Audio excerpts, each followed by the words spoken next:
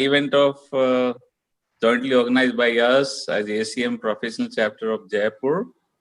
And I am very thankful to Vijay, who has been so nicely coordinating such good events and giving real international exposure to our audience. I think we were just discussing, I was hearing that this, though we call it a period of crisis, but I think it has come in boon for technology.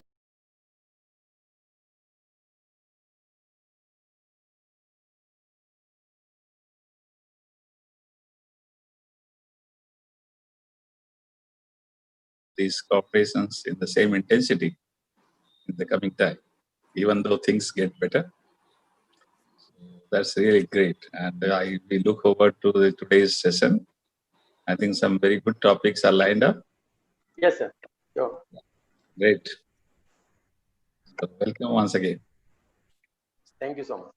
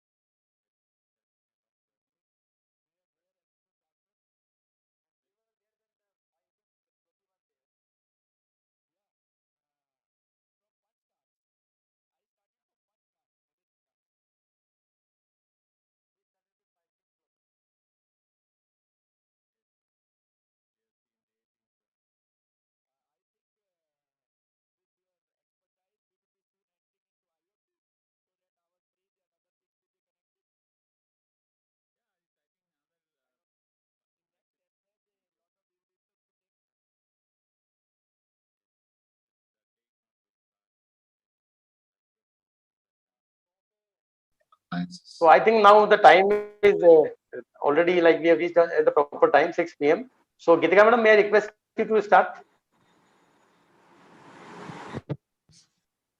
Yes, sir. Namaskar. Greetings of the day. On behalf of IIS deemed to be university, I welcome you all to the second webinar of iWaves 2020. Gitika ma'am, please. Yes, sir. Gitika ma'am, please start the recording also. So it is being recorded. Recording pause is showing recording now. I think it's showing pause. Recording And pause. yes, Now it's sir. recording. Now you can start. Yeah. Yes, sir. So on behalf of IIS deemed to be university, I welcome you all to the second webinar of iWaves 2020, the international webinar series on advances in e-services, organized by IIS TIE, the international cell in the Department of Computer Science and IT, IIS deemed to be university, in association with Jaipur ACM Professional Chapter. Before we begin with today's deliberations, let me take the opportunity to congratulate you all, as today we are celebrating our 74th Independence Day. This day reminds us of all the sacrifices that were made by our freedom fighters in order to set India free. In the words of Gandhiji, a man is but the product of his thoughts. What he thinks, he becomes. So let us start today's session by listening, thinking, and eventually broadening our vision to be better versions of ourselves.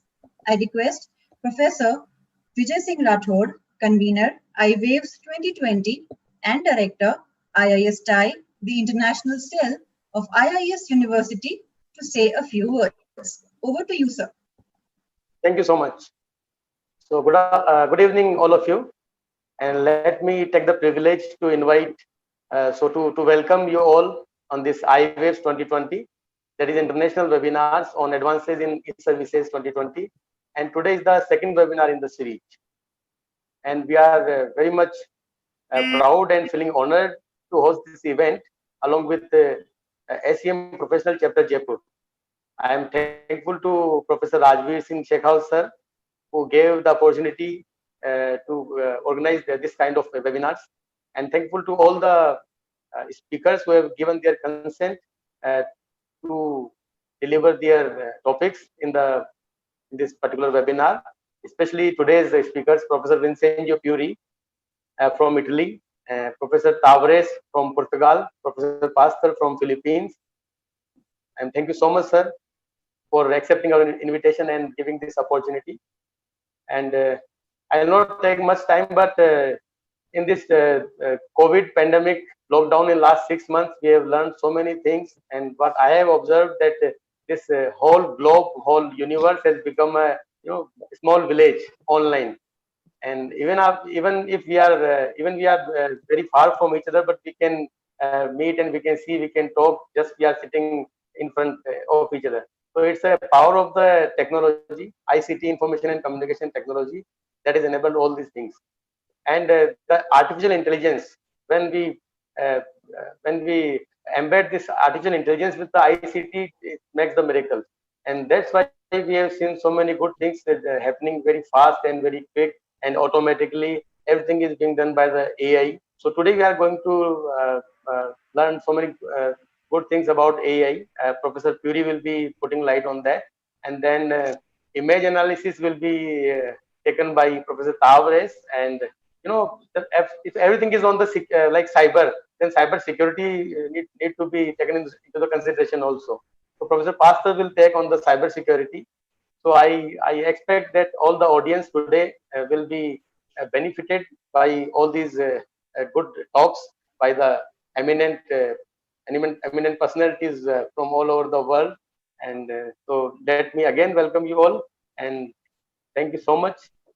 Especially, I again want to thank our Honorable Vice Chancellor, Dr. Ashok Gupta, the Vice Chancellor of IIS deemed to be university, who has agreed to allow us to conduct this type of webinar online, and he has given very much of support for that. Let me thank again ACM Professional Chapter Jaipur, especially the Chairman, Sir Rajveer Singh Shekhawat ji.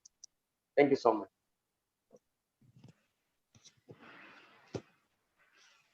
Thank you, sir. Hi. Today we have amongst us Professor Dr. Rajveer Singh Shekhawat, who is Chairman ACM Jaipur Professional Chapter. An alumnus of Birla Institute of Technology and Sciences Pilani, Professor Rajveer has served as an academician, industry expert, scientist, and director to many national and international projects. I request you, sir, to please deliver the welcome note. Over to you, sir. Thank you so much. I'm really feeling very happy and proud that I got so many personalities from world over, and we feel privileged at ACM Professional Chapter Jaipur, which is just entered its second year, which we founded a year back. And this is one of the very good activity we have started, and I thank Vijay for this. So I feel privileged to honor and welcome Professor Fury from Milan, Professor Tavares, Professor Johar, and yes, Professor Satpathy, our own colleague from India, and of course, we're going to learn a lot about the most burning topics of the day: artificial intelligence, machine intelligence. Everybody talks about these days, and I'm sure the audience will get benefited from the horse's mouth who have been leading lights of these areas. I really look forward to very useful and fruitful deliberations.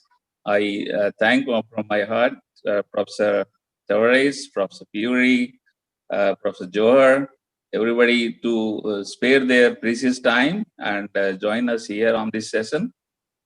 And I thank Professor Vijay Singh and whole of his team, and who have from the IIS University been leading this activity and conducting this very useful events. I'm sure many more to come.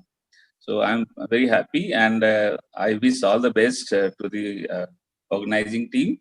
And thank you all, and welcome to this event, all the experts who are going to deliberate today. Thank you so much. Thank you, sir. Before I welcome the speakers of the day, let me remind the participants that their feedback is valuable to us, and the link will be shared towards the end of the session on WhatsApp group as well as the chat window of Zoom. Certificates will be provided only to those who fill the feedback form. Now, may I request all present here to switch on the cameras so that we can capture this moment. Over to you, Joshita ma'am.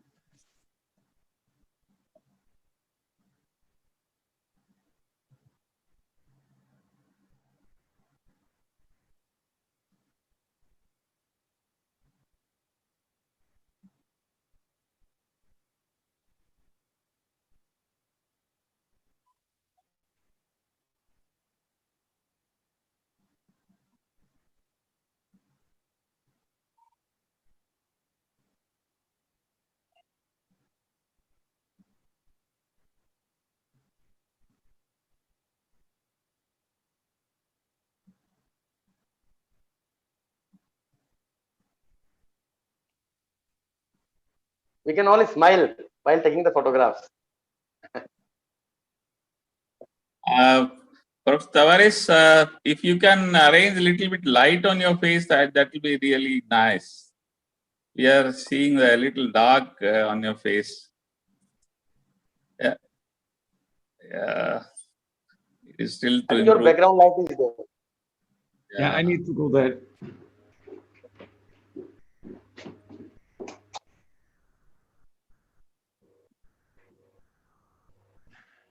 And now it's better. Yeah, it's better, no doubt.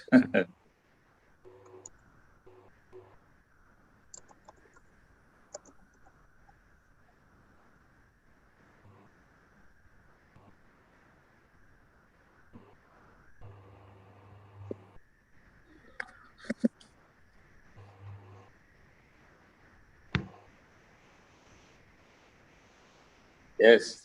Yes, Prof. Tavares. Now it is better. Very nice. Thank you. It's the sun, the sun of Portugal.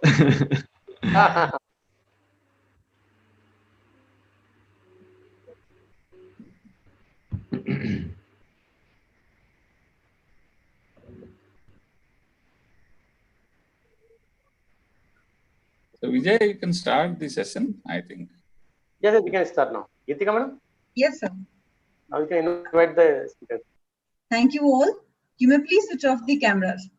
I consider it a great honor to welcome amongst us the first speaker of the session, Professor Vincenzo Puri, who holds the position of professor at University of Milan, Italy, and is a candidate for President 2021-22 IEEE Region 8. His main research interests are biometrics, image processing, pattern analysis, neural networks, machine learning, to name a few. He's a fellow of the IEEE, a distinguished scientist of ACM, and a senior member of INNS.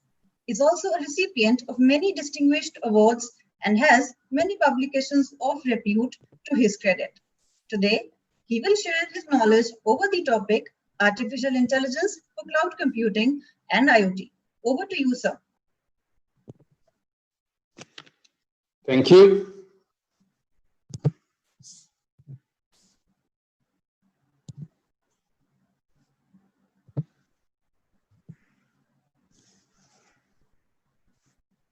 Honorable officers, ladies and gentlemen, dear Vijay, namaste. It's a real pleasure for me to be here with you today and talk about some ideas concerning the artificial intelligence in cloud computing and the Internet of Things. In particular, what I would like to see with you is quickly the various opportunities offered by artificial intelligence, not only as tools for building our applications, but also opportunities for managing better the various features in the system in order to extract the best performances, the best services for the customers. As you know, cloud computing is one of the most popular platforms for various reasons, especially for having a scalable storage and computing structure with many features ranging from sustainability, energy saving, security, and so on, so that we can have all these benefits paying only for what we are really using and having a management which is much more efficient with respect to what we can do by ourselves. And in this architecture, we can allocate our applications, building them with the support of the various services made available by the infrastructure. And there are many providers nowadays that can offer really a broad variety of supports. We can also benefit from multi-cloud and cloud federation environments so that we can distribute the information, the knowledge, and the computation in the nodes, in the clouds, where we can get the best services for our specific application. Internet of Things, on the other side, is an infrastructure, is a model of infrastructure based on internet, which allow to connect many sensors and many actuators to intelligent infrastructure with the opportunity of storing knowledge, storing data, and having centralized computational support.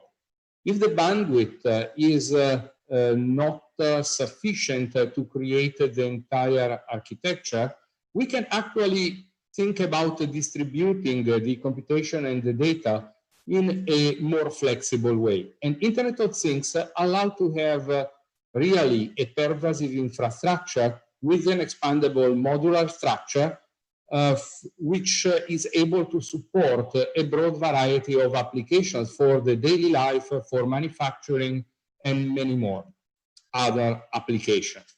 In the case the bandwidth is limited, we can focus in having some part of the storage and computation very locally, especially the computation, the analysis of the data coming from the sensors by using a edge computing model. And then we can have a bit higher level analysis and knowledge extraction in a group of areas by using a fog model for the computation and storage, and leave only to the cloud, to the real cloud, the global storage and the very high level analytics on the data that we have collected, so that we can limit in this way the amount of data that need to be transferred, and we can keep locally most of the actions that require a real-time operation. But let's have a quick look at what an infrastructure like this requires. We need, of course, both for cloud and internet and Internet of Things, we need to get from the system the ability of continuous services. And as a consequence, dependability and resilience are very, very important in this perspective. Since we do want to have a continuity of service, even if we have faults in one or more of the components or in the interconnections. Security is also important, security from the point of view of protection of intrusion, as well as for data privacy. And as a consequence, the functionality that we needed to deploy in the system needed to focus also on the continuity of service from the point of view of security and privacy. But how? We can use the artificial intelligence in the cloud. Well, there are many companies which are really investing in artificial intelligence in the cloud to provide tools to do the analysis based on this type of technologies, neural network, fuzzy systems, evolutionary computing, deep learning, all this kind of variation, and of course, machine learning, pattern recognition, signal image processing.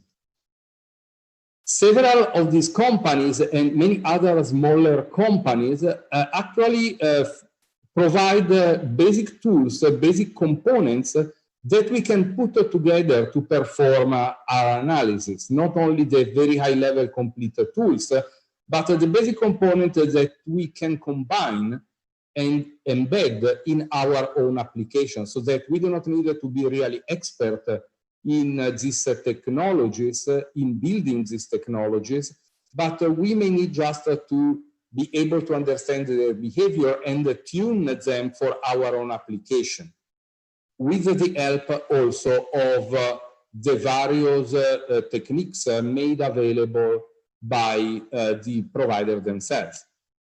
Data mining, knowledge extraction, data analytics are often tools which are made available by these companies in order to simplify our life and be able to extract the knowledge from the data so that we can take the best informed decision, the most informed decision for our specific application.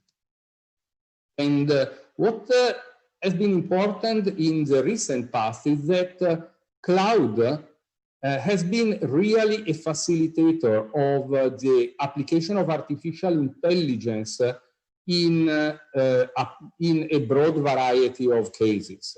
Since locally we may not have sufficient computational capabilities to study how to use this technology to do experiments, and in the cloud, while in the cloud we can get the resources which are really needed. And this is why, one step at a time, we have been able to improve the quality of our application, including not only the classic algorithmic approaches, but also, as much as possible, the artificial intelligence techniques.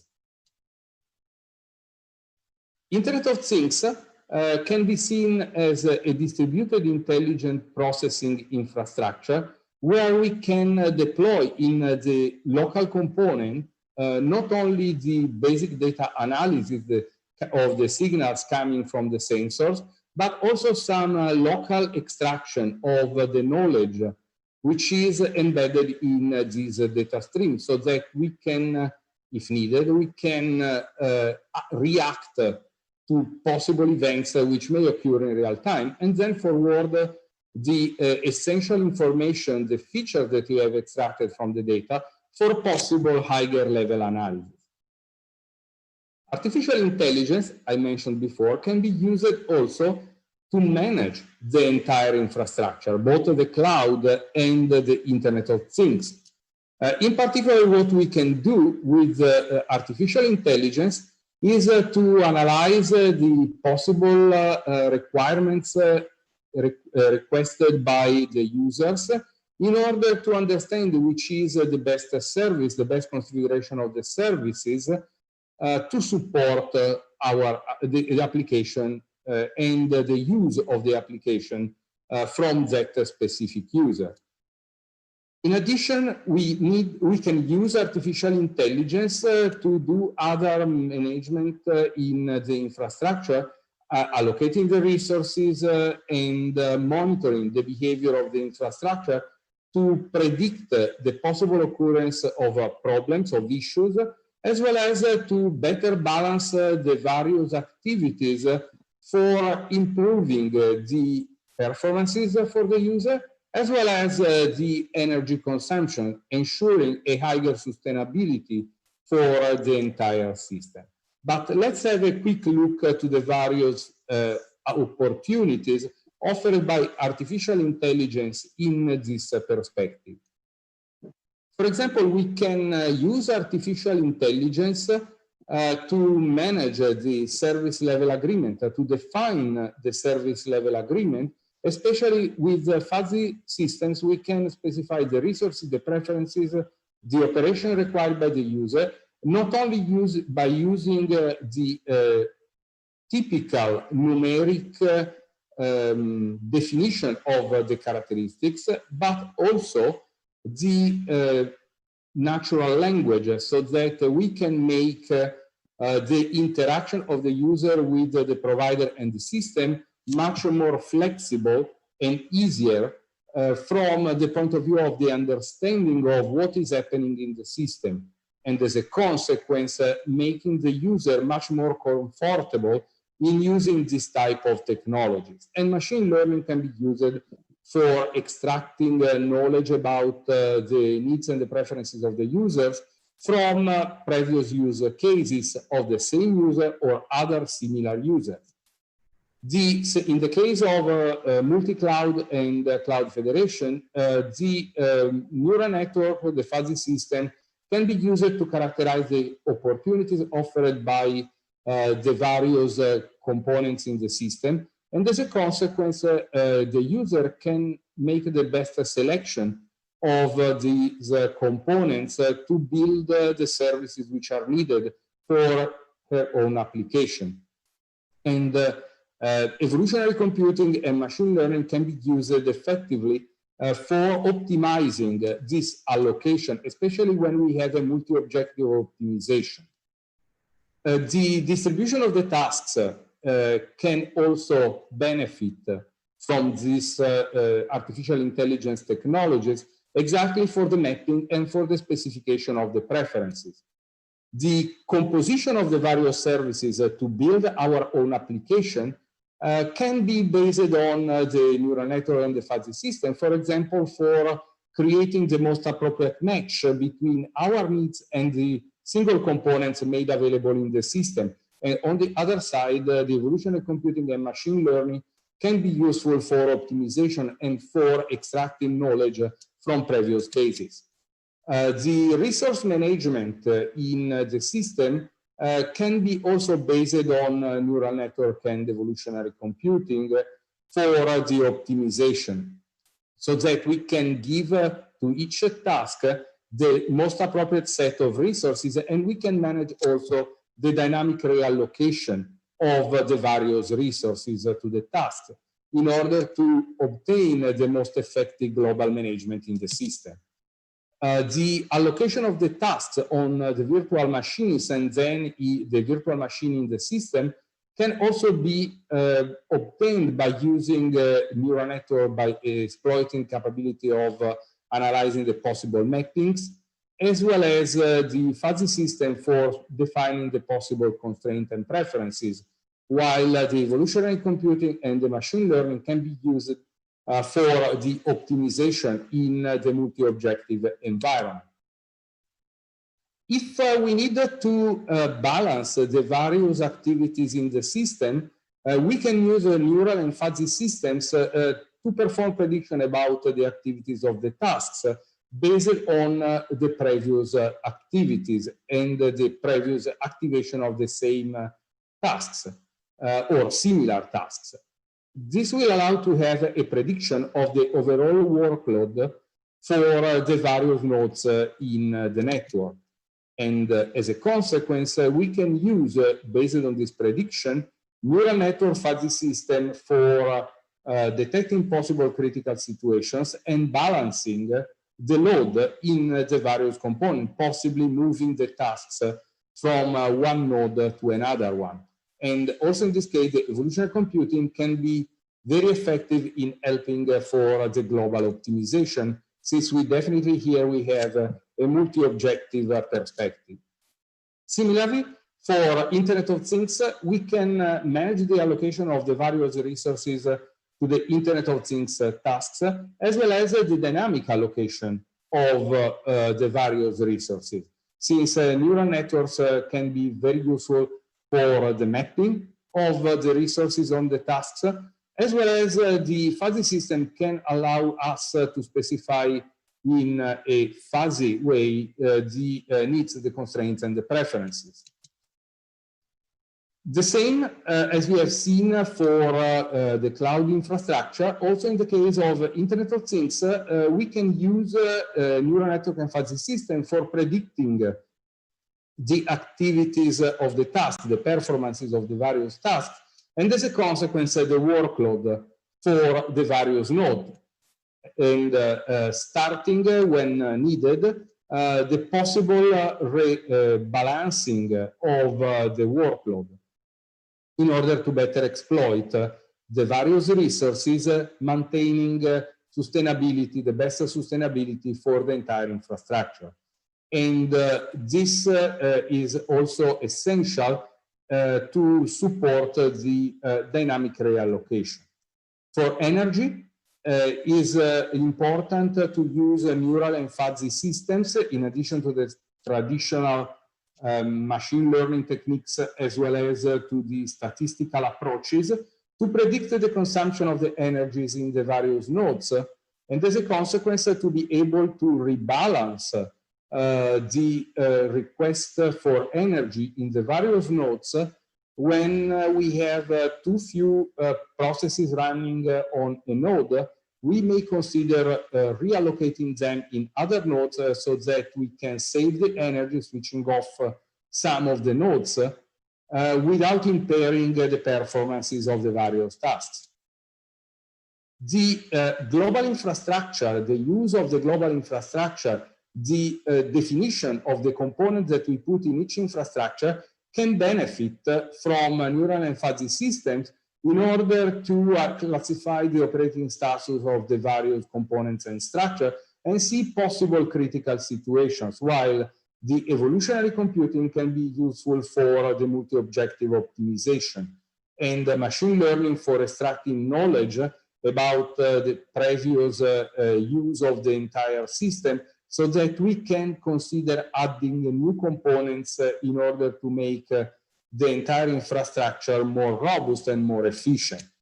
The presence of faults is needed to be detected as earlier as possible in order to ensure the continuity of the service and provide the resilience of the service so that the tasks which have been affected by possible faults can be either restarted or can continue to operate by using other hardware support. And neural network fuzzy system and evolutionary computing have been shown very effective for fault detection and fault management to ensure the overall resilience of the system. On the other side, the continuity of service may be impaired by security threat. This is the reason for which we need to detect possible intrusion, possible malware in the system, and neural and fuzzy systems have been shown effective in this perspective by analyzing the logs and analyzing the previous behavior of the entire system. And the same for the trust management. We can use this technique in order to certify the quality and the behavior of the various components and make sure that our architecture can be considered trustable for the various applications. The threat analysis and the security prediction can also benefit from neural fuzzy and machine learning, since this will allow to understand how the system is evolving, what is happening in the global system, and predict the security level for the entire infrastructure, possibly pointing out critical parts which may deserve more attention from the expert and eventually more technical support to remove or prevent the possible threat. When we have a complex infrastructure like cloud and Internet of Things, monitoring the entire infrastructure to understand the overall behavior, the performances, the possible critical situation, the usage of the various components is important in order to have the best use of the entire architecture. And this is why neural and fuzzy system have been shown very effective in order to detect possible anomalies in the system. Finally, the cloud and the Internet of Things infrastructure are sold, and the use is sold for a price. And we need, if we are the provider, to try to understand which are the demand of the market and to understand how we can actually set the price in order not to disenfranchise the customer, but on the other side to try to have sufficient revenues to run the system in the most effective way for the customers. And the neural and fuzzy system and machine learning has been shown very effective in supporting the service pricing. In conclusion, the cloud computing and the Internet of Things can really benefit from more intelligence in the management as well as in the support, in the creation of the application, since more and more we are introducing in our own applications the various components, the various ideas offered by artificial intelligence to achieve adaptable, flexible, knowledge-based applications and solutions. And the artificial intelligence we have quickly seen that can be very effective on the other side to support the effective management to detect the possible criticality in the management of the various components so that we can take as quick as possible the appropriate action to adjust the overall architecture and continue to provide the best services to the customers, to the users. With this, I would like to thank you, each and every one of you, for your attention. And if you have any questions, I will be very happy to answer. Thank you. Thank you so much, sir. Geetika ma'am. Thank you so much, sir. Our next guest, Professor Pastor Argulis, is Dean at College of Computer Studies, University of Perpetual Health Systems, Philippines. Along with academic experience, Professor Pastor also has remarkable administrative, teaching, and industry experience. Apart from having a large volume of affiliations and certifications, he is a certified internal auditor for ISO 9001-2015. Today, sir will discuss cybersecurity as a multidisciplinary approach present and post COVID-19. Over to you, sir. Hi. Good evening. Yeah. Good evening, sir. Good evening. Yeah, good evening. Well, before I proceed with my presentation, let me just give my thanks to the Department of Computer Science and Information Technology of our IIS University, especially to Dr. Vijay Singh, Doctor, for the invitation and opportunity. It is my great honor and, of course, privilege to share as a teacher. And of course, good evening to everyone. Well, tonight I am going to discuss with you 4 important topics. Of course, number 1 would be the Philippine security or cybersecurity architecture. Number 2 would be MITHI. 3, safeguarding cybersecurity. And number 4, threats during COVID-19 pandemic period. Well, the first topic is all about the first cybersecurity architecture. Well, just to give you a background or scope on the National Cybersecurity Plan 2022, is intended, of course, to shape the policy of the government on cybersecurity and the crafting of guidelines that will be adopted down to the, of course, smallest unit of our government. And this particular strategy also intends to provide a coherent set of implementation plans, different programs, and activities to be shared to us, to the public, and the private sector. So the civil society and the academe, including the private individuals, would be able to have covered the entire country, including, of course, the Philippine networks connected to government networks, domestic and even international. The strategy also mandates that all government and public systems shall be assessed and must be Sorry to classified. interrupt. Sorry to interrupt, sir. I think you can share your screen also. We are not able to see the PPT. The PowerPoint. Okay. Yes, yes, yes.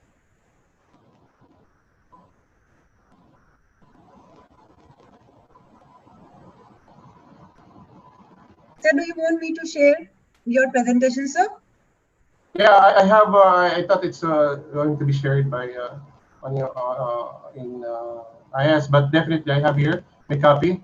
I will open it.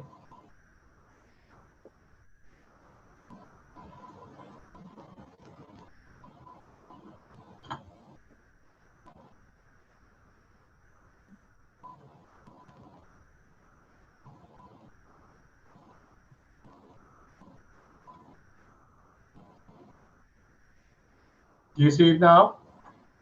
Now it's coming. Yes, thank you Yes, so much. sir. Yes, Okay, sir. so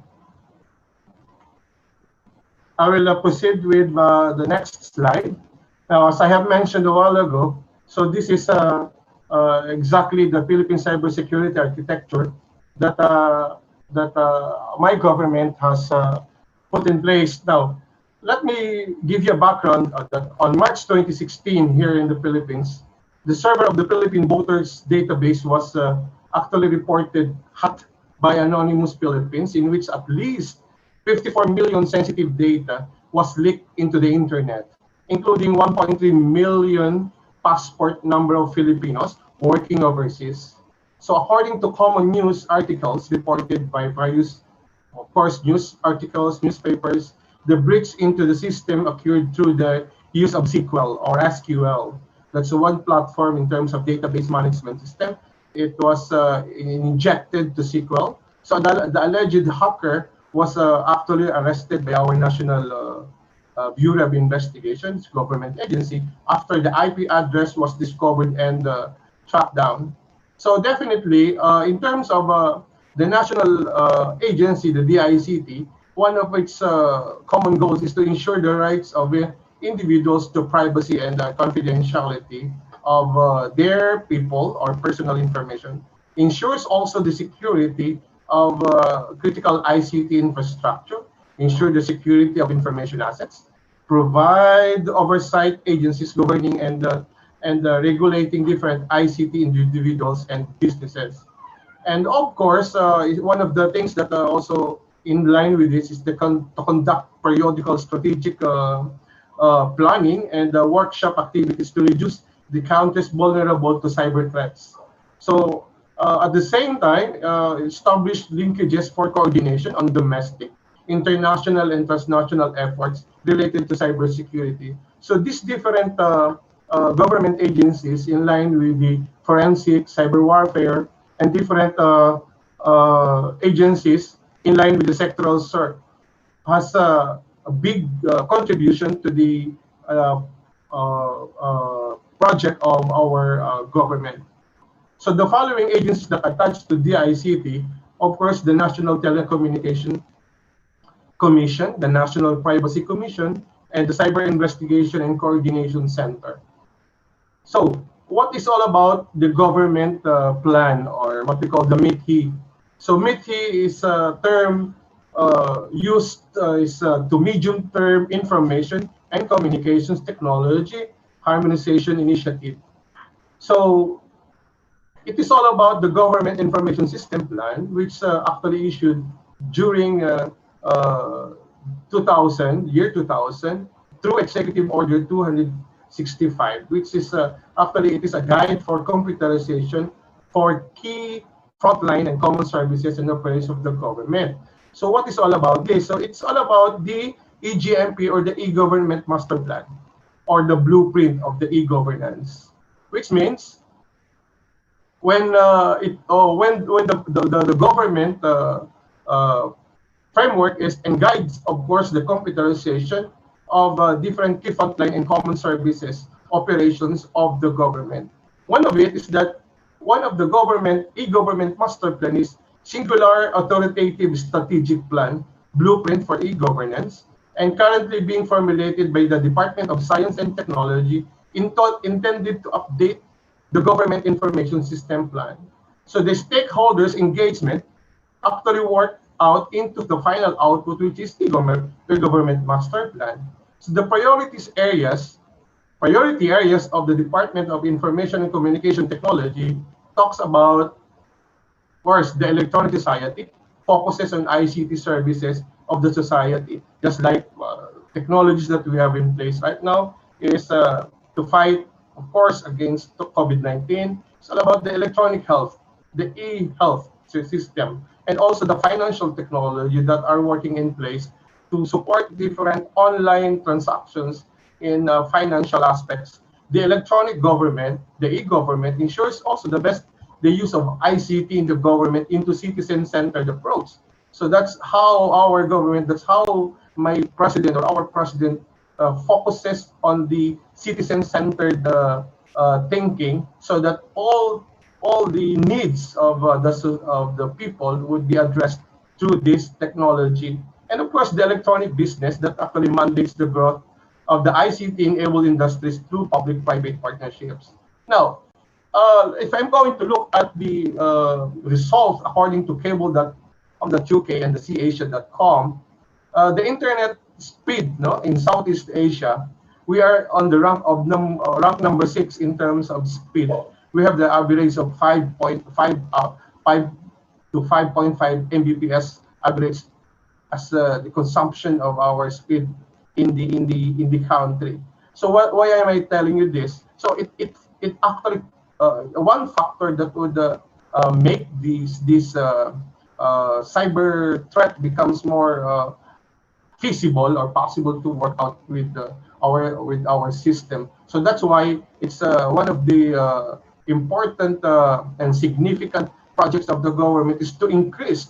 So the president gave big pressure to our telcos here in the Philippines to improve their internet connectivity services, especially that we are actually running out of time in terms of starting our school year through online learning and online teaching. So how to safeguard security or cyber security? Of course, we have laws, no? We have different laws securing cybersecurity. We have the Republic Act number 10173. It's the Act of 2012, which is the Data Privacy Act of 2012. And we have also Republic Act 10175, the Cybercrime Prevention Act of 2012.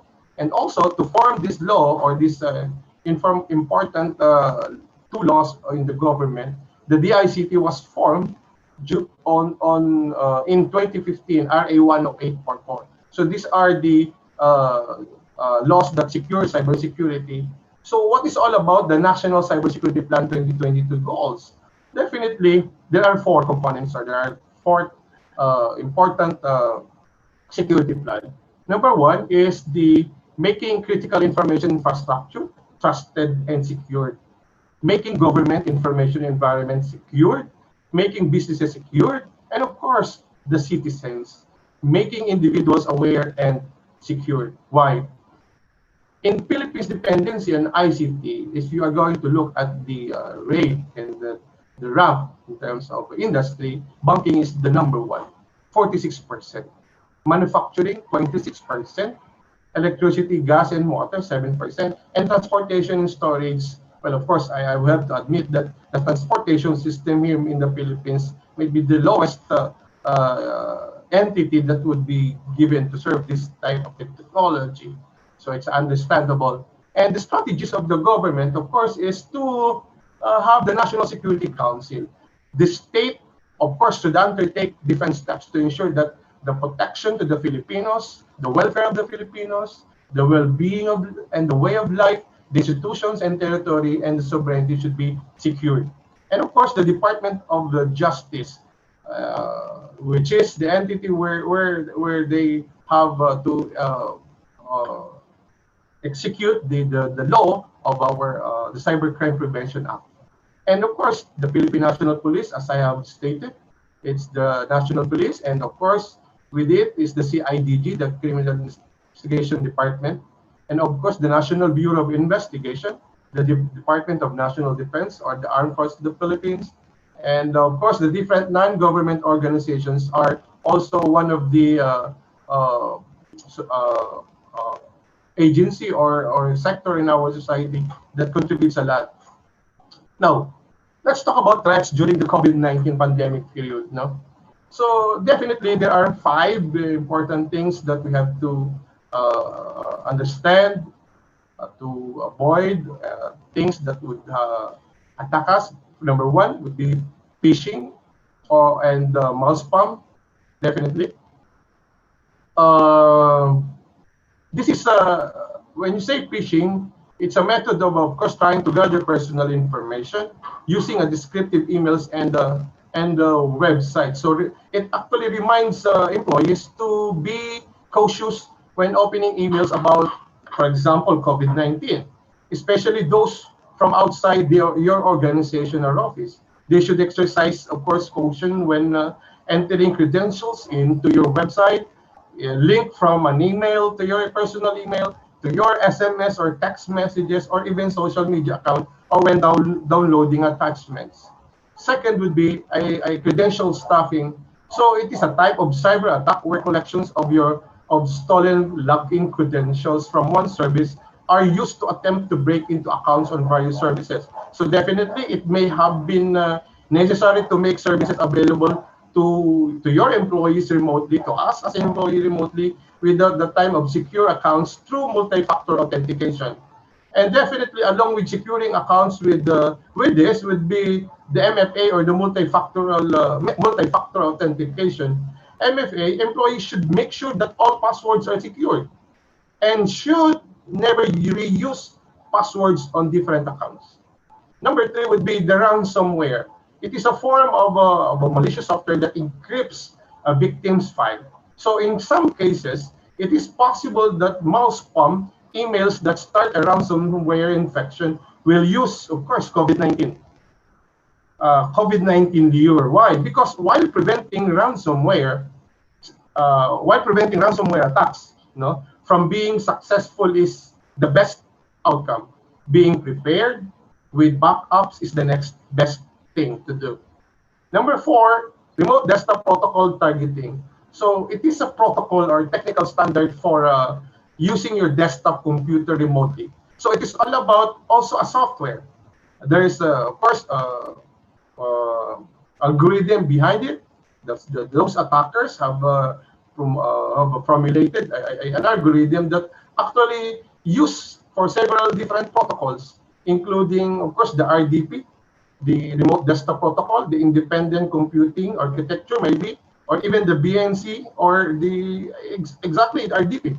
It is the most commonly used protocol because it is initially released by of course, Microsoft, the popular one, the Microsoft, and is available for most Windows operating systems, but it can be used also by a Mac operating system. And last but not the least, the distributed denial of service attacks.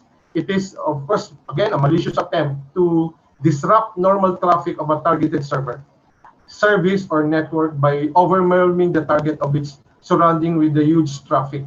And definitely,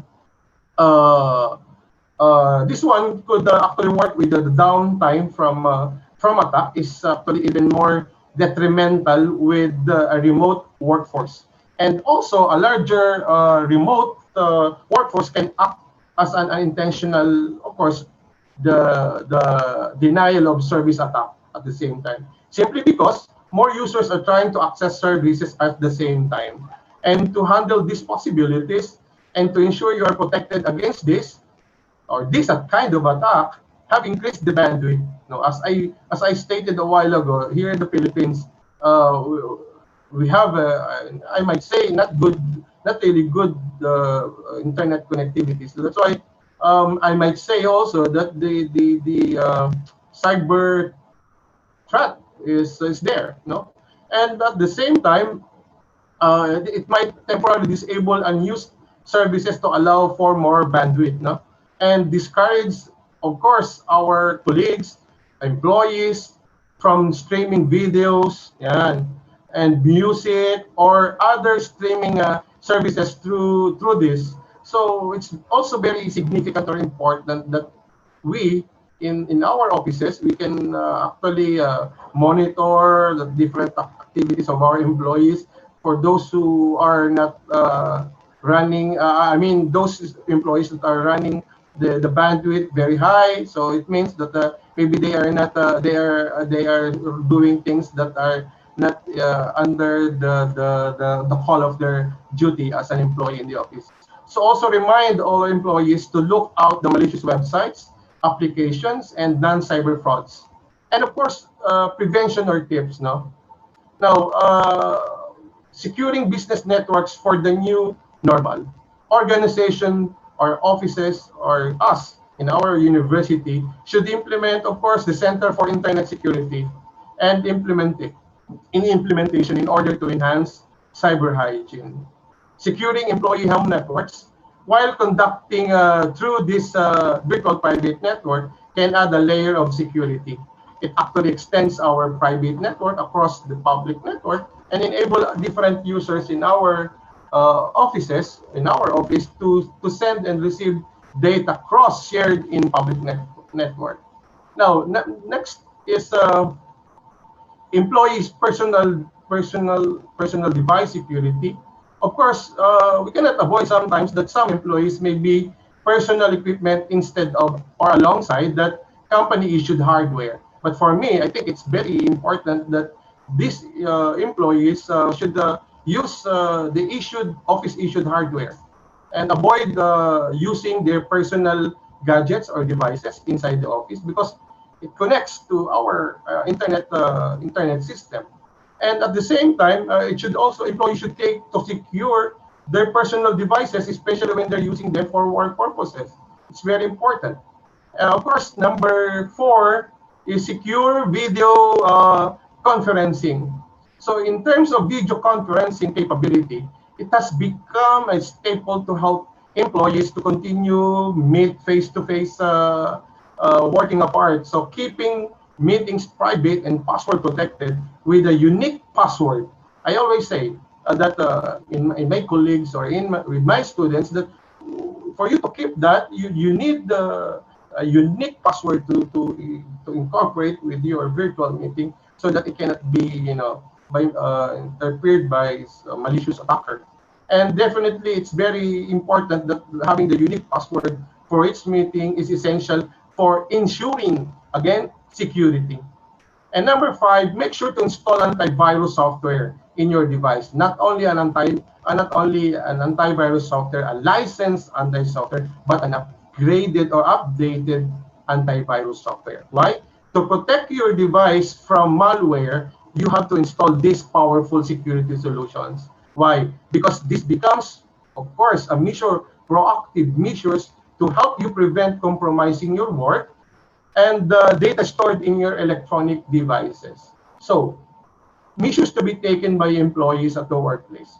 First, make sure the address or attachment is relevant to the content of the email. So it's also important that if you're working in your office, it is also important that those emails, attachment, or official emails that you may receive should be able to be scanned or screened up. Make sure you know the sender of an email and it has a valid domain name, especially when you are not, of course, expecting an attachment. For me, as a practice, if I receive something that I really do not expect, I delete it, especially if I do not know where this email comes from.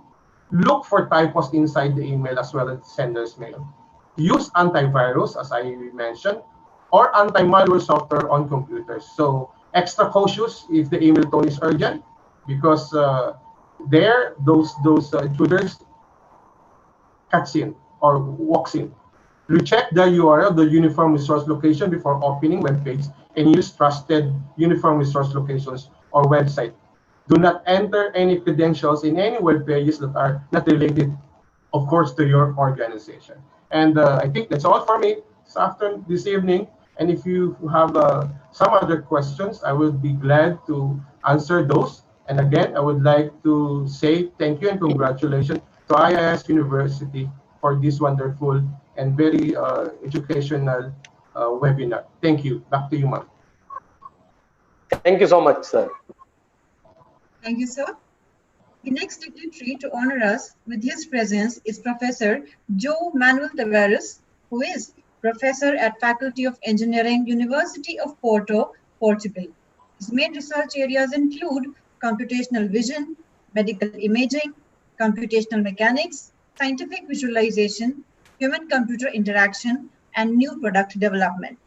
Apart from being co-editor of many books, author of almost 650 journals, 650 articles in international and national journals, he also holds many international and national patents. His topic for today's deliberation is computational image analysis, techniques and results. Over to you, sir. Sir, shall I do the video? Yes, please. And thank you for the introduction. Most welcome, sir. It's very short, sir. You deserve a lot. You are very nice, my friend. Thank you, sir.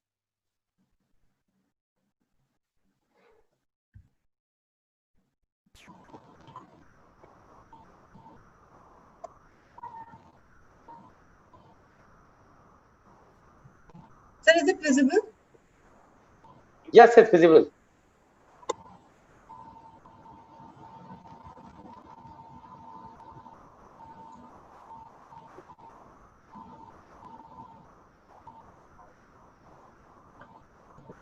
Geetika madam, no, volume is not there.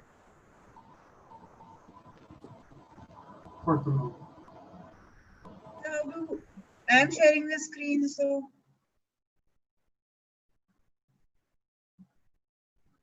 You can increase the volume also of your machine. Sir, it's 100%, sir. Okay. But we are not able to just start.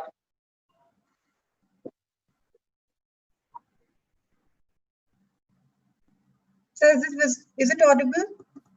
It's not audible now.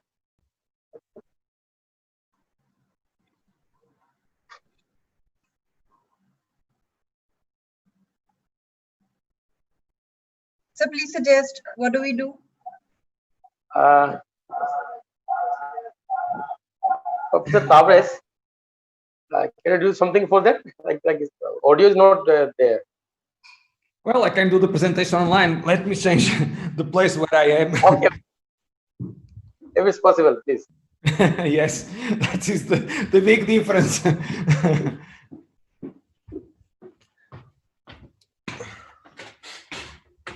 I was expecting that the video will help, will be better to solve some possible problems, but at the end is even more difficult. We want to hear live from. Okay.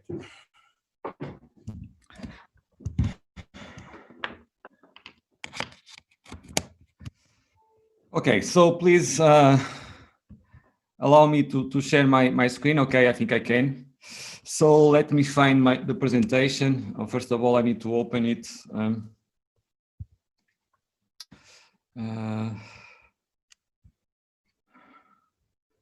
Okay.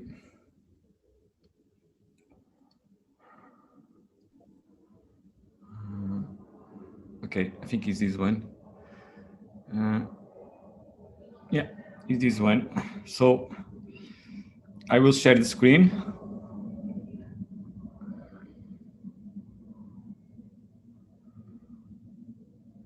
Okay.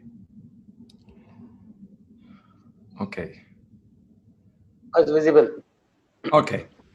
So First of all, welcome to my talk, and thank you for attending. And of course, I would like to thank the organizers, Professor Vijay, manually, for the invitation to participate in this webinar and to have the possibility to share our work with you.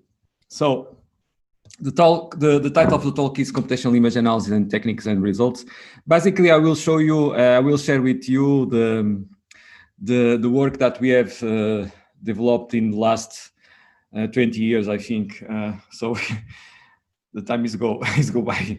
Okay, about the outline of the talk. First of all, I will introduction. I will introduce myself and also my school and the topic of image analysis. Then I will start the scientific part of the talk. So image segmentation, matching, registration. Finally, I will have the conclusions, and then I will just show you the names of the students that have been working with me. And then I will share with you the publications and the events that we have organized in the last times that are very, very, very important to establish collaborations and research networks and collaborations with colleagues. Okay, so I'm an associate professor with the Faculty of Engineering of the University of Portugal. My bachelor degree is mechanical engineering. Then I got my master and my PhD in electrical and computer engineering. So it was at this time during my master thesis that I started to working on this field of computer vision.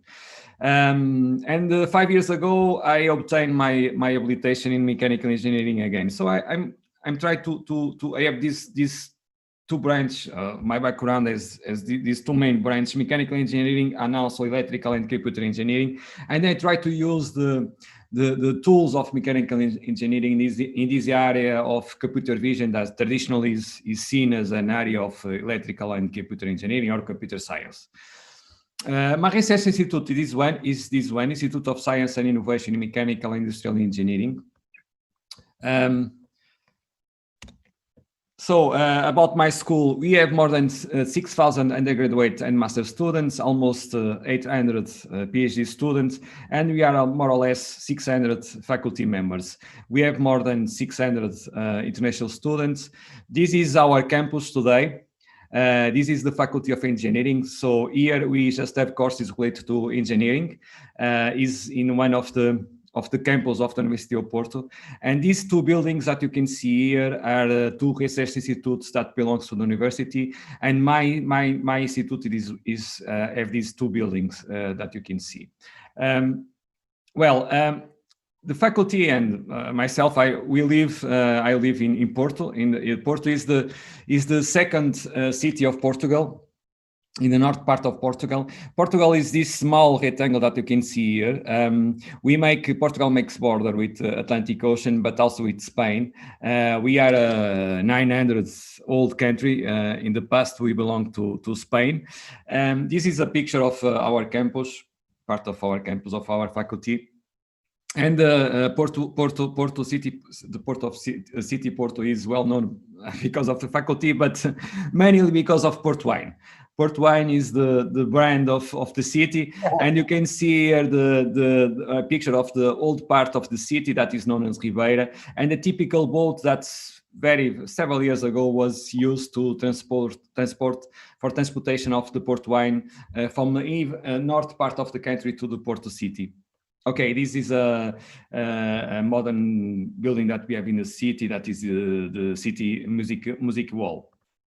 Okay, so starting the scientific part, maybe not so interesting, but we need to talk about science. Here we can see and try to explain to you for the people that are not so related to image analysis what in this field, what we try to do. So the research of image analysis try to develop algorithms, computer algorithms, that try to mimic what we are able to do with our vision system that is very powerful. For example, if you look to this image, you can infer shapes, you can infer relative position, you can infer relative dimensions, and so on. And using computer methods, a computer algorithm that in this case was developed by one of my PhD students, we are able to obtain this model that is here in the middle. That is a set of voxels that were built from this input image, and then apply another classical algorithm. We were able to extract the surface of this model. So our goal is this one: try to develop computer algorithms to extract high-level information from the input image. We can find algorithms of imaging analysis in several areas of our society: natural science, sports, biology, industry, engineering, and medicine. Medicine is the field where you can find the most, I think, I will say, the most important algorithms of image analysis, special to assist medical diagnosis. Okay, but what is an image? First of all, we should have, of course, an object of interest. And this object of interest will have an internal, or at least will reflect energy. So it will have an energy, a source of energy, and then your object of interest will transmit or reflect this energy, and we'll have a sensor. Nowadays, I will say that we'll have a CCD sensor as we have in our mobile phones. And then this sensor will obtain an image. This is a 2D image. This image is well known in the field of imaging processing. Is Lena. Lena was a playmate of the 60s years, and since the 70s, it has been used by the community of image processing and analysis to show the results and for benchmarking. Okay, what is an image? This is a grayscale image, as you can see. If you do a zoom in the particular area of the image, and if you enlarge the zoom, you will be able to see the basic element of an image that is known as a pixel. In this case, is the classical, the traditional case. We have a pixel that is square, but you can also have different shapes of pixel. But traditional or more common, the type of pixel that we have is a square pixel. And an image is in 2D is like a matrix that we have columns, we have rows, and the basic element, the cell, is known as pixel. And the pixel in a grayscale image will have a value that is between 0 and 255. If we are in a color image, then each of the pixels of the input image can have a tuple, for example, of values, for example, for the red, green, and blue channels. And so what we have from the input image is, okay, the dimension and the pixels that have a value or a set of values assigned to each of the pixels of the input image. If you go to 3D, to the 3D space, what we have is a set of 2D images, like they are known as slice. And in this case, the pixels are in 3D, they are known as voxels. Okay, so we have input image like that, as I said to you, is a matrix with values, with pixels that have values. And what you can do in this area, okay, develop a computer algorithm that applying some rules, some mathematical operators, some artificial intelligence principles, some knowledge that you can have about the object of interest. For example, if you know the common shape that object has, you can use this and integrate in your computer framework to extract high-level information. So, for example, using this input image, if I apply this mathematical operator that is known as Sobel, if you do a mathematical operation that is known as convolution, what you do is for each pixel in the new image, in the output image, you will use the value of the central pixel plus the values of the neighbor pixels. And with this, will gives you the new value of the pixel, of the corresponding pixel in the new image. And in this case, you will obtain the vertical lines. If you transpose this mathematical element, then we will obtain the horizontal lines. If you sum these two images, you will obtain the borders of the rectangle and of the square. This is the principle of this area. So we have image or a set of image as input. We apply mathematical operators, and that can be complemented with artificial intelligence principles. And then also we can integrate can incorporate some knowledge that you have about the object of interest. Okay, but the situation can be very, very difficult, more difficult than the simple example that I just showed to you. For example, if you look to this image, some of us can see a face of a man, but others can see, if they focus on this in this region, they can see a lady and so on. So even for us, many times to analyze an image is not so easy. And if it is not so easy for us, it's even more complex to make an algorithm to extract this high-level information. For example, if you want to pick a particular car, here in this image that we have a lot of cars, many of them are overlapped and so on, so it can be tricky to choose just one. But if you go, for example, for this one of these three images that you have here that are biomedical imaging from biomedical area, you can see that, for example, this imaging modality, that is ultrasound in this case, has a lot of noise. Even the text that are displayed in the image can be seen as noise. Part of the image can be occluded. Part of artifacts, or some artifacts, can be in the image, for example, these spots of light. So these difficulties will make that the algorithm will be more less efficient, or will require more complex and more sophisticated and more robust approach. Okay, so this was a pipeline that I drew some time ago about image analysis, image processing, and the image analysis area. What we have in input is image. The first step is try to enhance the input data, that is known as image pre-processing. For example, try to smooth the noise that we have in input image. And then there is a classical step that is extraction of some features. For example, that is known as segmentation. Extraction of points, extraction of lines, extraction of contours, extraction of regions. And using these features, you can obtain 3D information, 3D vision, that is known as computer vision. But you can also track the features along image sequences. You can try to find the correspondence between features. You can try to align them, that is known as illustration. And based on these, you can classify the objects, you can analyze the motion. And this high-level step is known as image analysis or computational vision. So it's, of course, this classification depends on the authors, but traditional, I will say that image pre-processing will be the first step. Try to enhance the data, and then when you go to extract high-level information, you are in the field, in the step of image analysis, computational vision. Of course, with the new paradigm of deep learning, many of these tasks are combined, and then this division is not so clear.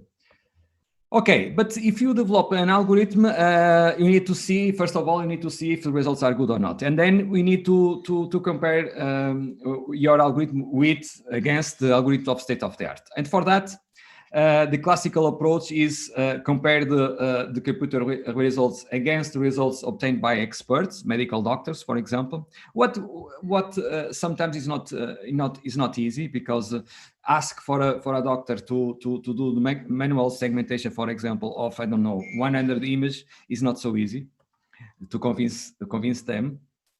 And the other approach is, okay, I can see that the results are good because I can compare with some examples processed by experts, but then I will like to compare my algorithms against the state-of-the-art algorithms. And for that, it's very important that we use the same data sets. And I have here a web page that is a classical web page in the area of biomedical engineering, that you can go there and you can find several data sets with original image, and also the grand truths of the image that were segmented, for example, or aligned by experts. So in this case, besides the validation of the results obtained by our algorithm, you can also benchmark our algorithm against the algorithms of state-of-the-art. And for that, you need the common data sets, image data set, but you also need to use accuracy measures that are common adopted by the community. For example, the DICE coefficient is one of them. Okay, starting with the first topic. So image segmentation, the idea is to as I just explained to you a few minutes ago, is try to identify some object, or at least part of the object of interest, like points, contours, lines, and so on. There are several approaches for this. The simplest one is based on thresholding, as I will show you later, just in the next slide. Region growing, template matching, statistical, geometrical, or physical modeling, and of course, machine learning. And nowadays, I will say deep learning. So the easiest algorithm is this one, is known as threshold. We go pixel by pixel and we compare the value of the pixels. If it is below a threshold predefined value, we'll consider that that pixel belongs to the image background. Otherwise, we'll consider that belongs to the object of interest. Of course, this is a very easy algorithm, but it works very well if you have an object that is very distant from the image background. Otherwise, we'll fail. This is one of my application that is very important for me because it was the application of my PhD degree. You can see this set of image in this picture here is the original sequence of image. And on the right, you can see the big area of the foot segmented, and you can see their contours. This image were obtained using an optical device that is made of several layers, and the main layer is transparent, and we have a source of light. And because of the construction of this building, when a person walks on the table, we can obtain pictures like you can see here. And if the system is well calibrated, the value of the grayscale of each of the pixel is linear proportional to the pressure applied on that area and that region. And this is very important to study the distribution of pressures in the foot sole of diabetic foot. So this was the main application that I addressed in my PhD thesis. Okay, but this is very simplest, a simple algorithm. It works well if the object of interest is very separate, is very distinguishable from the image background. Otherwise, you need to use more sophisticated approach. And the next one is also very easy to understand, is known as region growing. So in this case, we select a point, a pixel that we know for sure that belongs to our object of interest. So this traditionally is made manually. The experts select a seed, and then, like we can see in this example, the expert select this point here that we know that belongs to our object of interest, and then neighborhood is analyzed. And the pixels in the neighborhood that have similar properties, like for example similar grayscales, they are merge in the region of the object of interest, and then we analyze the next neighbors and so on. So this is a conquer strategy, and it will stop whenever we'll get to a position, to a point that we cannot have more pixels, neighbor pixels with similar properties. This is a city image of the year, and our goal was to segment this structure that we have here, that is known as Bonny Labyrinth. That is a bone, is the smallest bone that we have in our body. It's in the ear, and it is a city image, as I told you, and it was segmented the object of interest using this region growing approach. Of course, in many situations, this easy algorithm fails, and so we need to go to more sophisticated algorithms. And a traditional approach in this area of image segmentation is this one that I have represented here in this slide, is statistical modeling based. So whenever I give some image of that can give me the configuration, the common configurations of an object, I can develop a model for that object basing on this. So I have a training data set. Okay, I go to each of the image, I do the segmentation. So I delineate the contours of my object of interest. These contours will be made by points. Then I will have the coordinates of the points that are part of each of the contours. And then I do a rigid registration, that is, I apply a scale. I will try to find the scale, a translation, and a rotation in order the points can be all in the same space. And then I will apply a well-known technique in engineering that is known as principal components analysis. Applying this technique to the coordinates of the points, I will obtain a mean model for my object of interest, and also the modes of variation of this mean model that we're learning from the training data set. So whenever I have a new image, like I have here, I will locate at the first point. I will locate the mean shape that was learning from the training data set, and then the model will deform towards the borders of interest of our object of interest. Toward the borders of our object of interest, driven by forces. And what are the forces? Forces are something that will result, are obtained applying mathematical operators in the input image, like, for example, gradient operators. And then I will establish a set of forces that will deform my mean model until I have an equilibrium and I get the final configuration of my object of interest. The point here is that, okay, I learn the mean model from the training data set, but besides the mean model, as I told you, I also obtain the shape of variation. That means that this deformation from the mean model until the final configuration is always controlled by these modes of variation. So if the new image has a configuration that is very similar to the ones that are in training data set, okay, this methodology works very, very well and is very, very robust.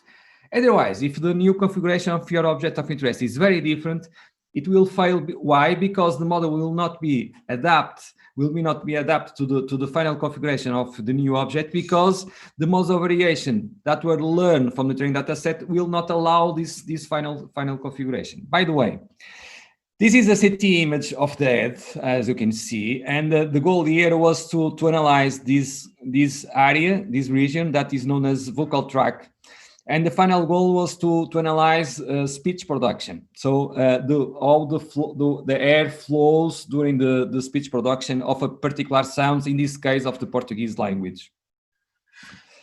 Okay, so this is work very well if the object of interest, as I told you, the new configuration in a new image that needs to be segmented is very similar to the ones that are in training data set. But in many times you don't have this training data set, you don't know how is the configuration of the object of interest and so on. So a classical approach that appeared several years ago was this one is known as SNAKE's active contours or parametric models. So in this case, we have a contour or surfaces that will segment our object of interest. These elements are made of points. Points will have internal force that will try to maintain the points together. And I will have also external forces that will try to move the points towards in the direction of the border of our object of interest. Based on this force, I am able to establish a functional of energy that will have internal energy that try to maintain the points together and external energy that try to move the points towards the borders of the object of interest. And so this is an iterative process. I will, with this functional of energy, I'm able to obtain the motion equation using the Euler-Lagrange formulation. And apply, I try to solve during the time the motion equation, and the system will go until the contour obtain an equilibrium between the internal and external force. That is when I have the equilibrium between internal and external forces. I have here an example. So this approach often I have a first contour, a first delineation defined by an expert. Root definition, and then it goes until the final configuration, the final segmentation, using this algorithm of active contours. This approach was proposed. It's not me that is doing this. This approach works very well, but it has a disadvantage, that is when we have a application where it is need variation of topology. That is when I need to divide my initial contour in two between, for example, or more than two contours, or if I have to merge the contours, this methodology, this algorithm is not able to do that.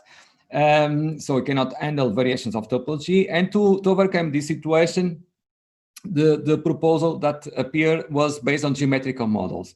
It's very similar to the previous one. So I also have an energy functional. I also try to obtain the motion equation. The difference is that in the motion equation, I will integrate a level set function, and then the process is also iterative, and I will have the final segmentation when this level set function obtains a zero. I reach a zero level.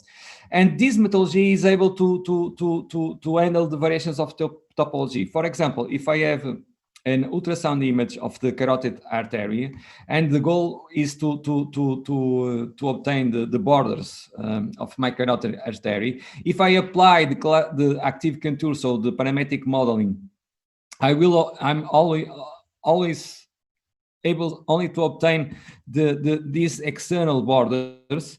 But if I apply the level set methodology using the same initial contour, the contour was able to be split in more than one. And as you can see, I am also able to obtain internal borders of this structure that I have here. So this is the main advantage of level set methodology, is that I can easily handle variations of topology. This is an example of one of our applications. The goal here was to segment the lesions of the skin in dermoscopic image using a level set methodology. In each of these cases, I have the original image, but also represented overlapped in red the segmentation contour, and believe me that the segmentations are very good, even when we have the presence of air, as you can see in this example, for example. And here you can see the process running dynamically. It starts with a big circle, and the circle goes toward the object of interest driven by force, the external forces, until I have an equilibrium. In this case, I have the zero level set of the function that was used in this algorithm. Okay, this can be also applied in 3D, of course. The goal was to segment the lengths in CT scans. It starts with two spheres, and then you see that the sphere grows towards the borders of interest of our lengths in this case. Another example, our goal here was to segment the three structures of the Earth: aortic tract, right and left atriums. And in this case, we are using three level sets working at the same time to segment these three structures. And as we know that between these structures, we have a thin wall. In every time of the iterative process, we are checking and try to avoid the overlapping of the surfaces. So this is also something that is very, very interesting in this methodology of level set, is that if you know something about the object of interest, you can use this information in the framework and make the algorithms more robust. Of course, we have also developed segmentation strategies approach based on machine learning. Support vector machine, optimal path for rest, and so on. Neural network, as I have here in this example, our goal was to segment these kind of images that are from material science, and the goal was to segment the matrix of the material and these black particles that are carbon. And for this segmentation, we use a neural network that was made by 3 layers.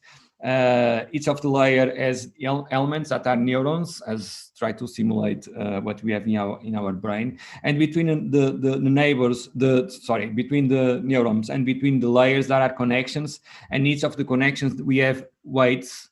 And to establish the weights, this was a supervised neural network. So this means that I had a training data set, and this training data set was made by original image and the corresponding image segment by an expert. In this training step, we used an algorithm for training for learning the problem, and at the end the network was able to, whenever I have a new image to segment, I just have to input the new image and I will obtain the segmentation.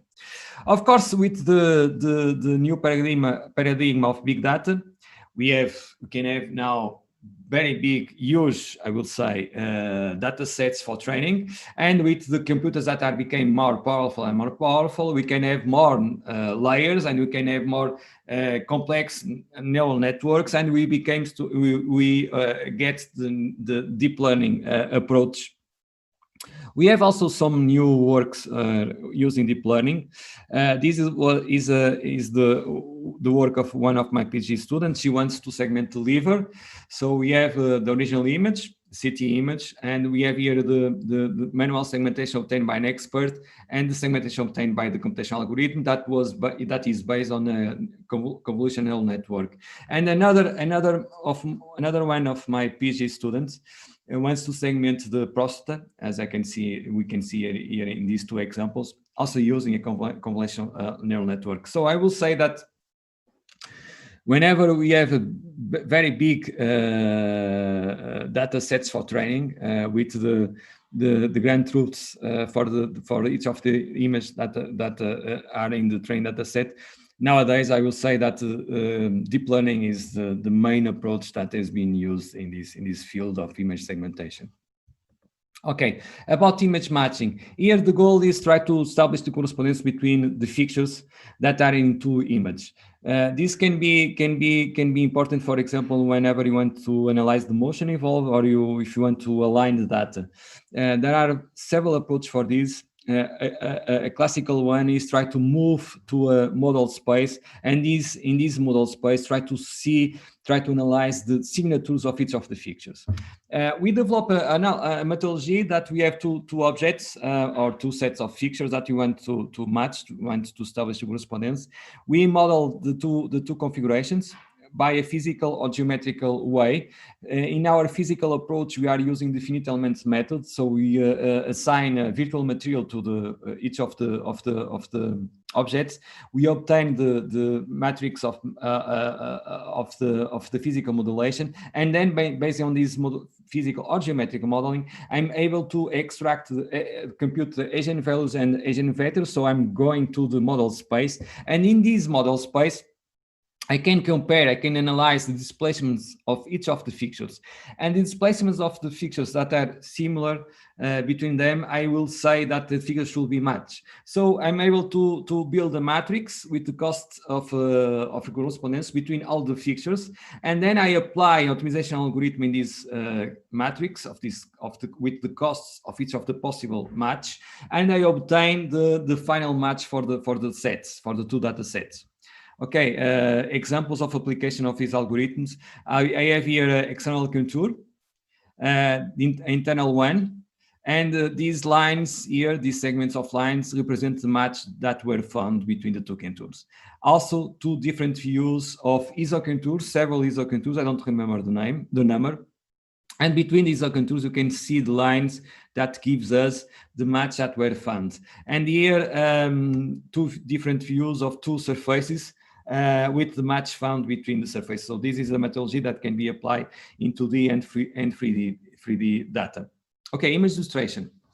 Here the goal is, okay, I have two data sets, for example, of the same object obtaining two different times, or using two different image modalities. And the goal is try to align the two data sets so I can have a better model, for example, because I can have, for example, for the Earth, I can have an exam using an MRI, and I can have also another exam using CT, for example.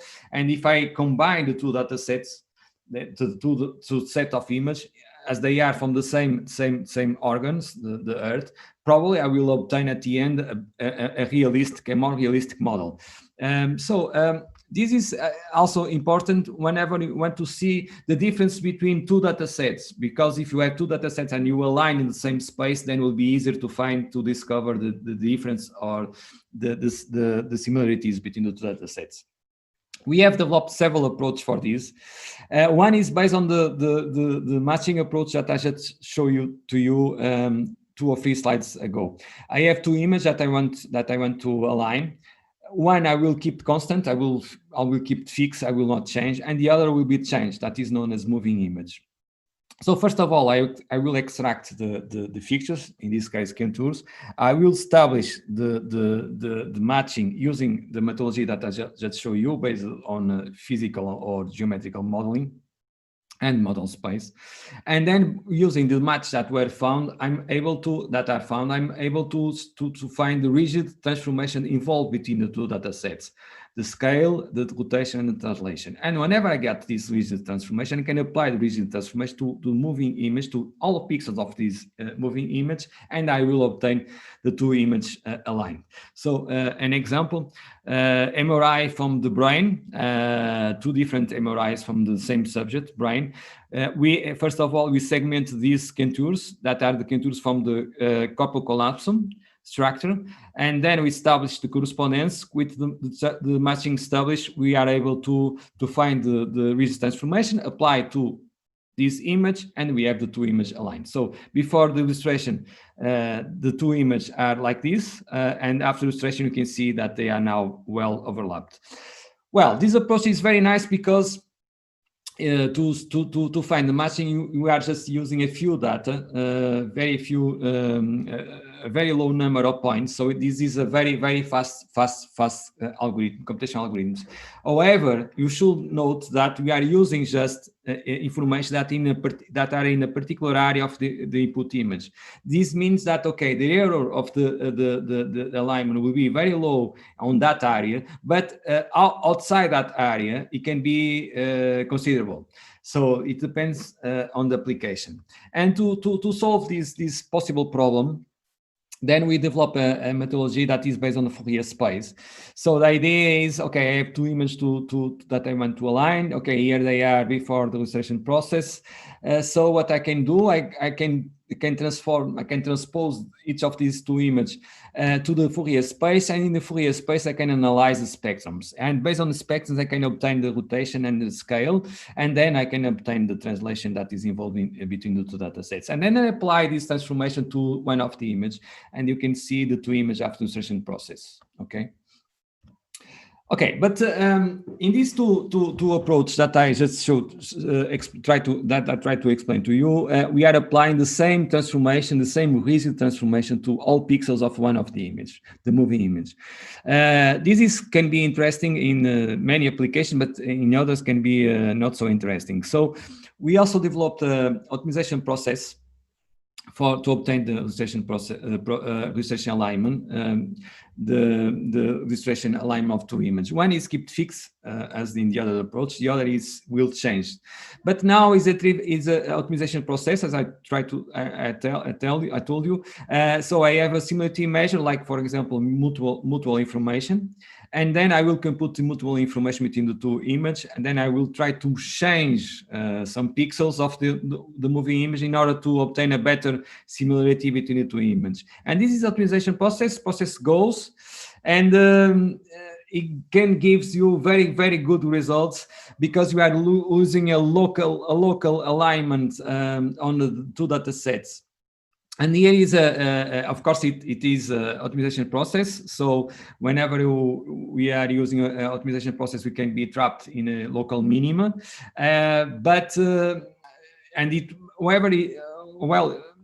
Anyway, it works very well if the two input images are very similar to align. Otherwise, if they are very different, so in that case, the best approach is try to use one of the classical approach that I should show you to obtain a first alignment, and then use this local optimization to obtain a better illustration.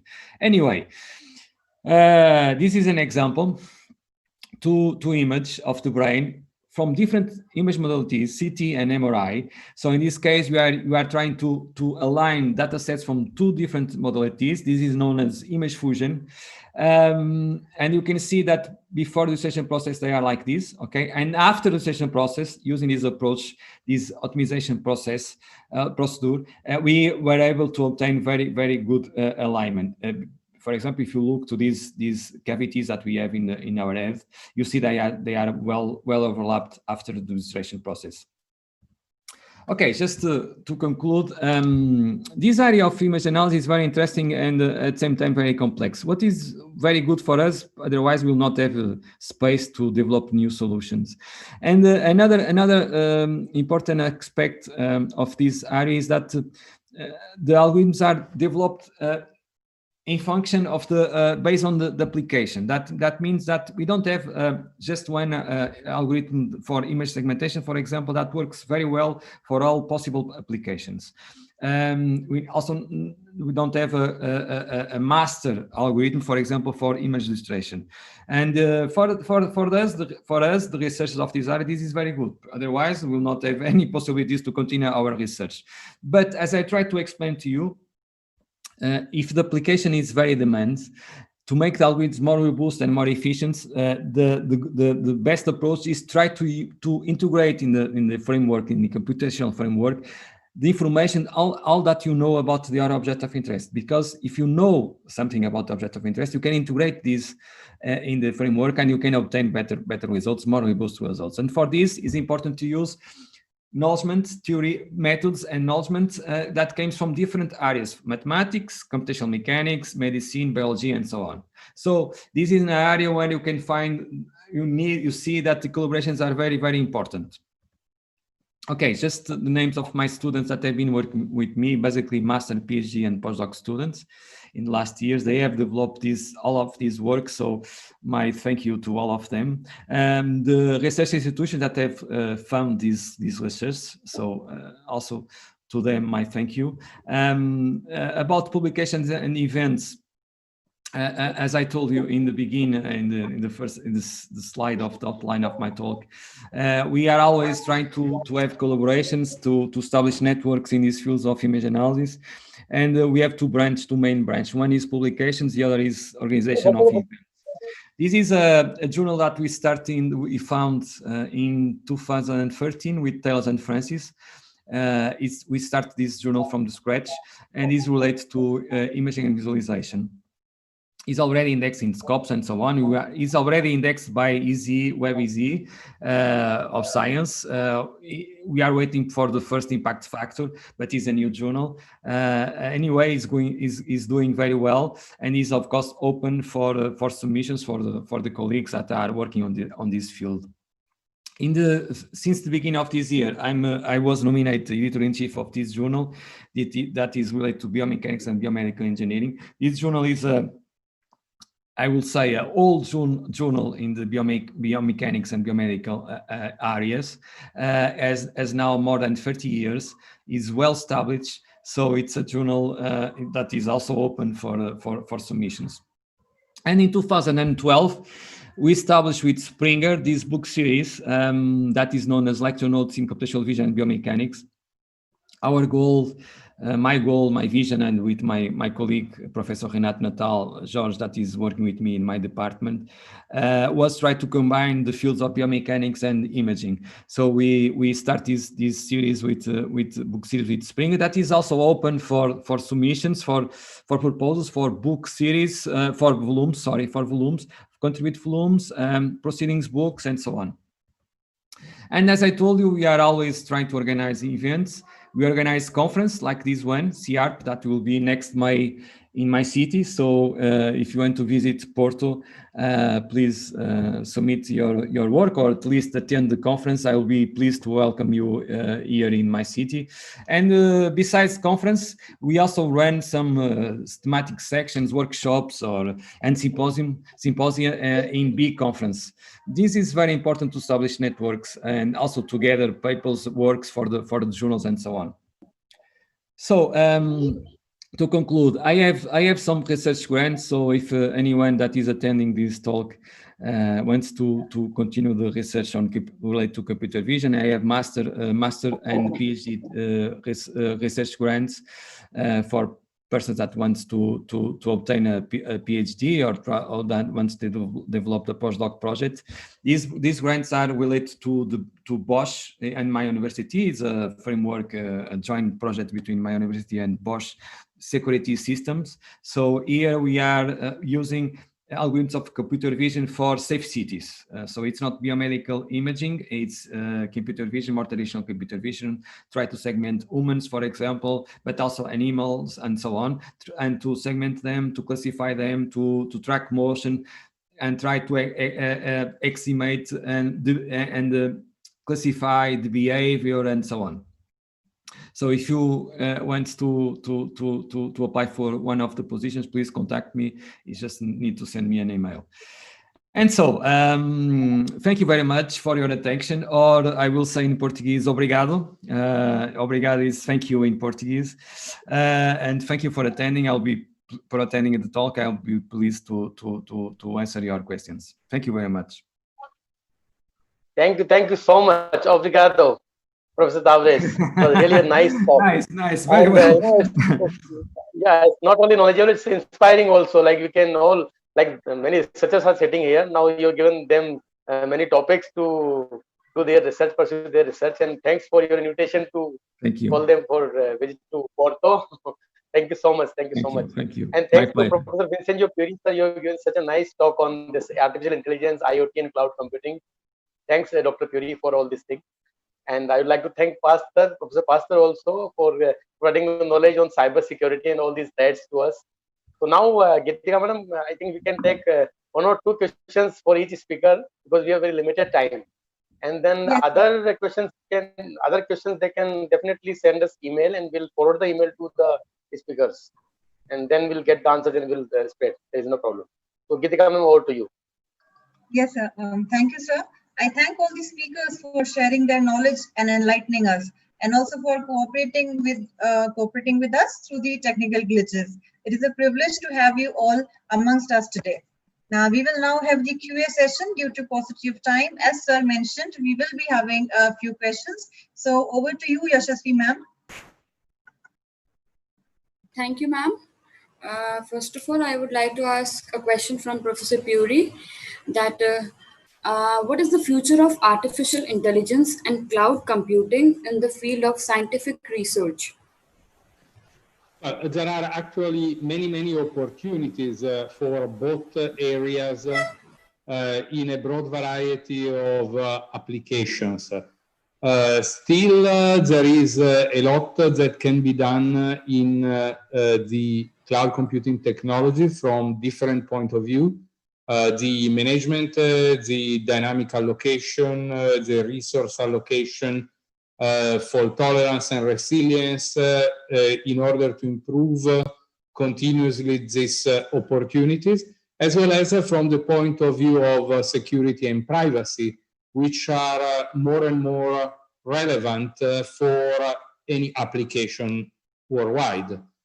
For artificial intelligence, this is a very growing area, and there are many opportunities, there are many aspects that can be focused, on which research can be focused. For example, there is the area of deep learning, all research activities in the various technological aspects of deep learning, as well as in the related application of these technologies. There is a lot of research also in the area of fuzzy technology, especially with higher order fuzzy technologies, as well as in the area of evolutionary computing, which touch many different approaches, including, for example, swarm computing, ANTA technologies, and many evolutionary algorithms. And machine learning techniques as well, more from the statistical point of view. And there are many opportunities also for the applications of these technologies, covering the area of manufacturing, robotics, healthcare, the social networks, data analytics, knowledge extraction, really a broad variety of application. And the few I've mentioned right now are just 1% of all possible applications. including, for example, security analysis, communication, and so on. Okay, thank you, sir. Yes, Welcome. definitely the field of artificial intelligence is going to, change the future we are going to live in. So there was another question that there are many articles on the internet regarding brain implants and experiments being performed on humans with the help of chips, and they can learn like various techniques using those chips. So if such experiments are conducted in reality, then will the education system also transform? Or how will the education system deal with such implanted humans? Well, first of all, I believe that we are just at the beginning of these experiments. The connection between the neurons and circuits implanted nearby may be very, very important, for example, for stimulating nerves in order to be able and connect to nerves in order to create a direct control of the brain to the prosthesis, and as a consequence to improve the life of people who have disability due to accident, for example. And on the other side, this kind of implantation seems to give interesting results in some for some situations, for example, for Parkinson or other type of critical situations, where the use of these implants may help in control or in controlling the behavior of the neurons, and as a consequence avoid some of the tremors or other similar problems. The use of implantation to transfer knowledge, I am not really sure how fast this is going to be. I believe that experiments need really to be done in an extensive way. In any case, I believe that all these type of experiments must definitely be subject to ethical control, since what we do not want is to have, like in some movies, the control of other people through this kind of devices. But I'm not an expert in brain implantation, so I cannot elaborate more, except from the point of view of the serious ethic relevance of this kind of devices. And as a consequence, all research in this area needed to be done under very strict control from view. Thank you, sir, for sharing your valuable knowledge with us.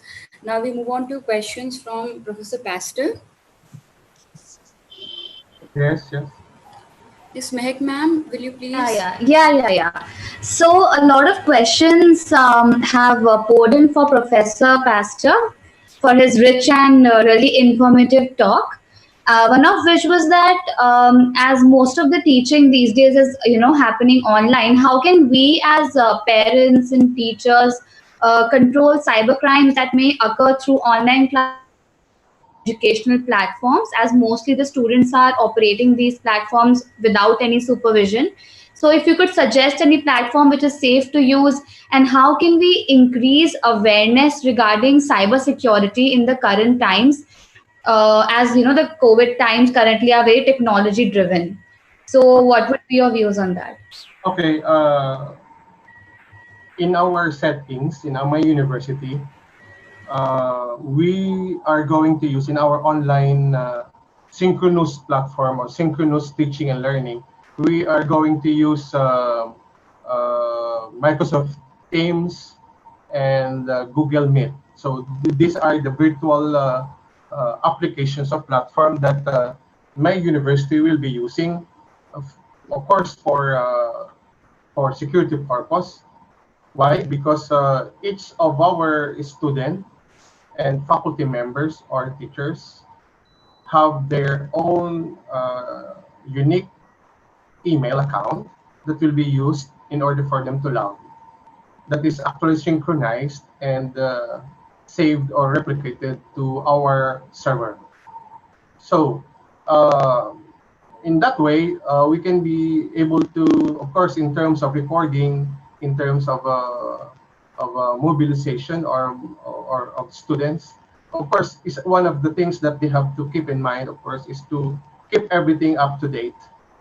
And in terms of using it, they must be able to use the strong password, strong password or unique password, and enable multi-factor authentication.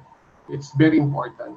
So in different situations, websites are actually requiring users not only to provide strong password, but also a type of in-separate code. And I might also say encrypt and back up of your most important data. That's very important in terms that if a hacker copies your files, all he'll get is Gribish, or rather than, of course, for instance, your address book and maybe financial records. So encrypt and back up your most important data. And be careful in using public Wi-Fi. So in terms of learning and teaching, we will be only using our own internet connectivity platform or system for that, so that we cannot be able to be exposed in the cyber with these people who have negative intentions. Now, if I'm going to answer the next follow-up question, it has something to do with security or what we call how can we increase awareness regarding cybersecurity. Now, also in the setup here in the Philippines, we have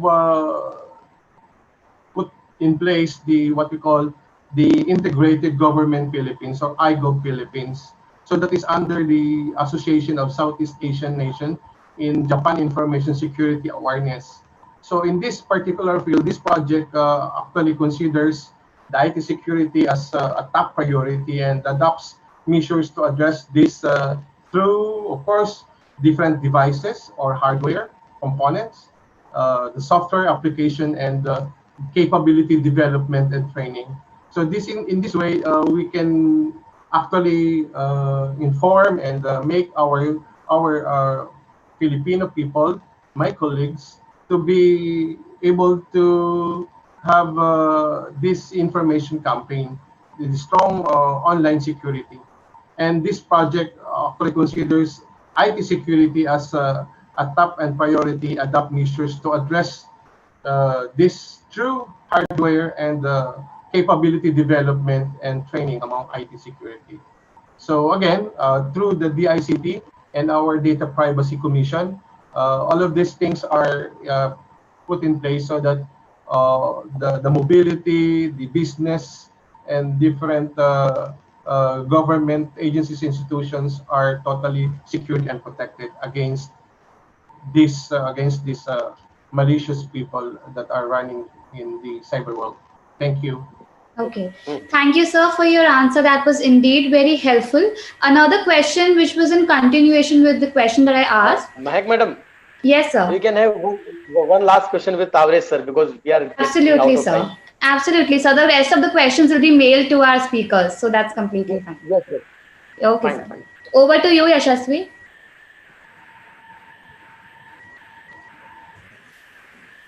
Okay, so Professor Jha, yes, sir. I'm asking the question. There was a question from one of the participants that how AI and ML can be helpful in 3D printing for bioimplants.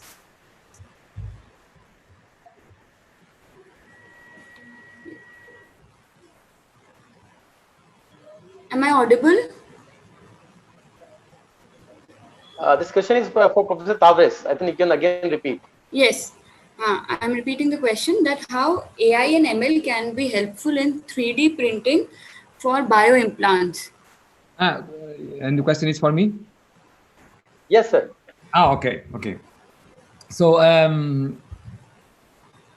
the use of imaging processing algorithms for 3D implants and for 3D printing can be important because you can have custom-made implants that whenever you get your exams for a particular patient, you can obtain, using these algorithms, these techniques of imaging processing, you can obtain the model for that particular patient that can be printed by using a 3D printer, and you can have a customizable device, prosthesis device for that person. So it's instead of using standard devices, prostheses, you will have one that was made particular for that subject. What will be better because can be more efficient, and it's one of the possibilities. And thank you very much for the question.